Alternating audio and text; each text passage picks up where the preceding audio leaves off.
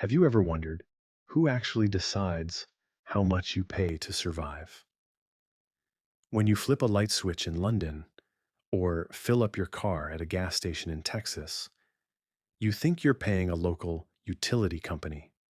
You're not. You are paying a hidden tax to a global syndicate that you didn't vote for.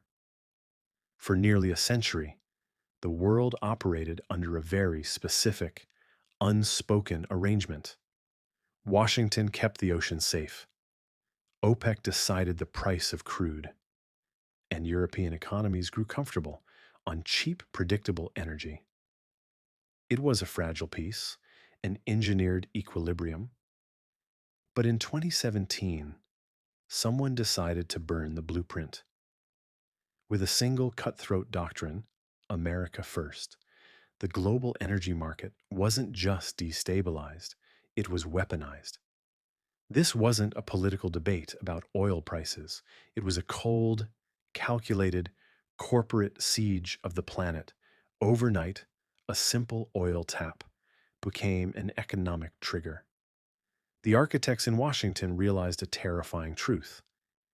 In a world driven by raw survival, you don't need to drop nuclear missiles to destroy a nation.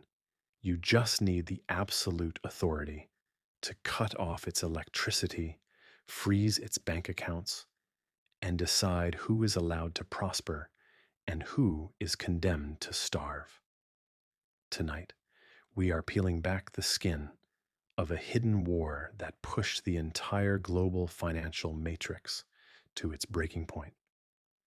From the invisible silent blockades that choked sovereign nations to the dark, high seas underworld of the ghost fleets, and the bitter betrayal that permanently broke America's alliance with Europe, forcing Beijing to build a rival empire. This is not a history lesson. This is an active crime scene. Turn off the noise, open your eyes, and follow the money. Because this is the story of the ultimate trap.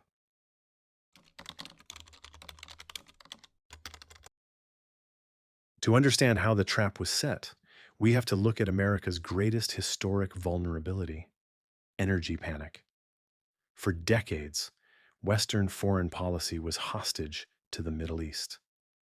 If Riyadh or Vienna decided to cut oil production, the American economy bled. Every president from Nixon to Obama knew that Western prosperity was built on shifting desert sands. But while the politicians were making deals in Riyadh, engineers in the fields of Texas and North Dakota were quietly breaking the laws of geology. Through hydraulic fracturing and horizontal drilling, the shale boom, the earth was forced to surrender its deepest secrets. By 2017, this technological shift reached a volatile, explosive mass. The United States was no longer a desperate customer. It suddenly became the largest producer of oil and natural gas on the face of the planet, surpassing Saudi Arabia, surpassing Russia. But look at how the empire flipped the script. In the past, energy independence meant America could finally walk away from global chaos. But under the new regime, independence was converted into dominance. The White House realized that American shale wasn't just a commodity, it was a financial hammer. By flooding the world with cheap American crude, Washington systematically broke the monopoly of OPEC. But the real masterstroke was geopolitical.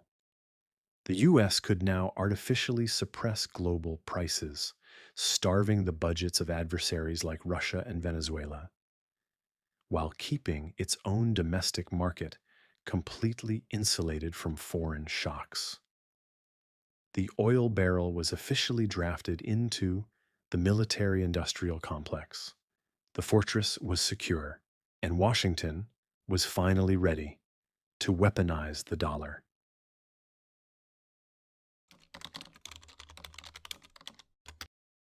In May 2018, the United States walked away from the Iran nuclear deal.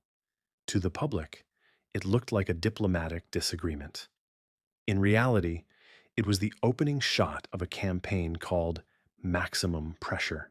The objective was simple, terrifying, and completely unprecedented: to reduce a sovereign nation's oil exports to absolute zero. But how do you blockade an empire without sending warships or launching a single drone? You don't close their ports with steel. You close them with a digital ledger. The weapon of choice was secondary sanctions, executed through a Brussels-based financial network called SWIFT. Washington issued an ultimatum to the rest of the world. If your banks, your shipping companies, or your tech firms buy a single drop of Iranian or Venezuelan oil, you will be permanently banned from using the United States dollar.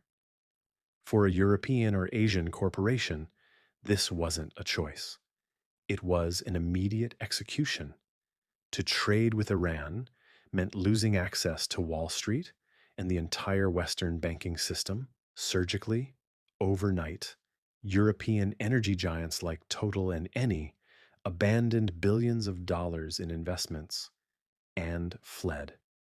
Total embargoes shattered the internal stability of Tehran and Caracas. In Venezuela, hyperinflation exploded into the millions of percent. In Iran, the currency collapsed. It was an economic siege executed with clinical precision from a quiet office in Washington. It proved to the world that true modern warfare isn't fought in the trenches. It's fought on a computer screen. But when you corner powerful regimes, they don't surrender. They go into the dark.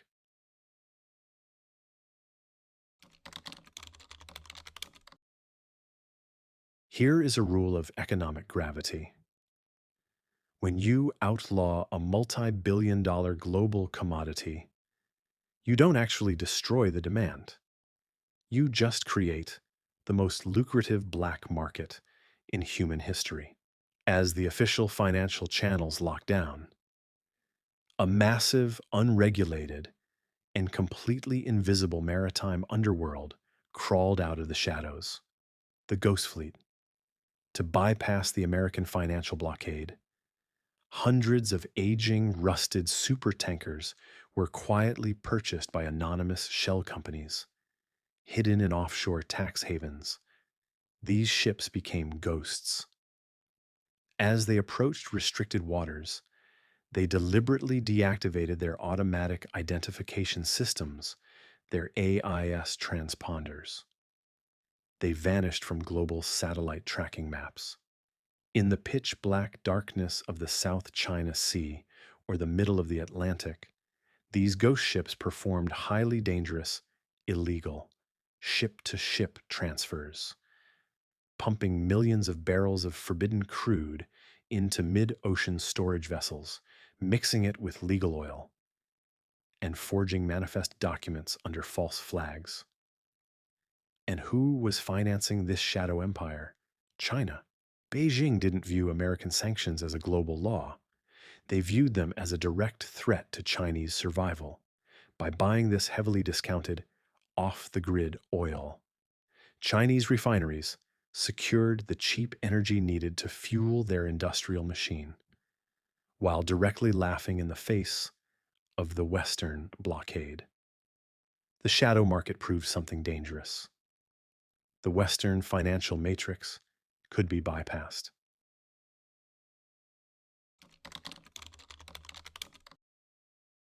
The fallout of this aggressive energy strategy didn't just hit Washington's enemies, it caused deep, permanent, collateral damage to America's oldest allies, the European Union. For Europe, energy security was always a tightrope walk. They desperately needed to diversify. European nations had spent decades building economic ties with Iran and investing billions in pipelines with Russia, like Nord Stream 2. When Washington unilaterally unleashed its secondary sanctions, it didn't consult London, Paris, or Berlin. It simply gave them orders. It stripped Europe of its economic sovereignty. European leaders were furious. They realized that American foreign policy was now directly dictating who European private companies were allowed to do business with. In a desperate act of rebellion, the EU tried to build its own independent financial clearinghouse called Instex, a barter system designed to bypass the US dollar entirely. But the rebellion failed. Why? Because European corporations were too terrified of American retaliation. The system collapsed before it even started. The rift was clear. The America First doctrine forced a bitter realization upon the Western world. In the eyes of Washington, the economic stability of Europe was secondary to American geopolitical objectives. The trust was broken. A wedge was driven into the Western alliance. And adversaries like Russia and China were more than happy to exploit it.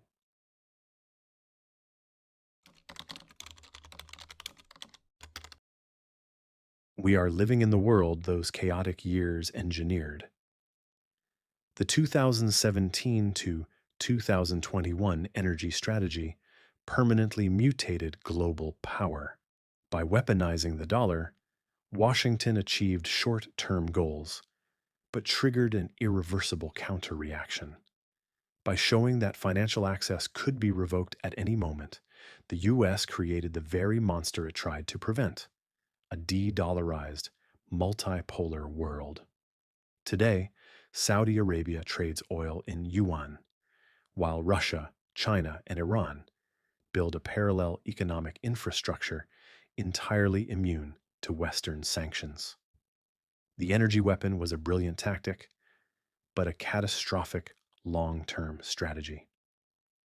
It taught competitors that to survive, they must completely unplug from the Western financial matrix.